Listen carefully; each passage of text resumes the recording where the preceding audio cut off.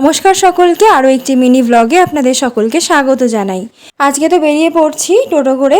আমি, মাসি, দিদা, মামি সবাই মিলে যাচ্ছি ভোগ খাওয়ার উদ্দেশ্যে। তো পুরো ব্লগটা দেখতে থাকুন, কি কি করছি না করছি ওখানে গিয়ে সবটাই শেয়ার করব। এখানে আমি টোটোয় উঠে পড়েছি, তো যাচ্ছি। চলে এসেছি আমাদের গন্তব্যে। প্রচুর লোকের জন্য আসন পাতা হয়েছে, মানে চেয়ার টেবিল পাতা হয়েছে। তো অনেকে এসেছেন, এখনও অবধি অনেকে আসেননি। তারপরে তো অনেকে এসে যাওয়ার পরে আমাদের দিয়ে দিয়েছে ভাত, শুক্তো, আলু ভাজা, ডাল, এখানে একটা চচ্চড়ি করেছিল, আর এখানে চাটনি দিয়ে দিল। আর তারপরে তো হয়েছে পায়েসটা খুব সুন্দর করেছিল।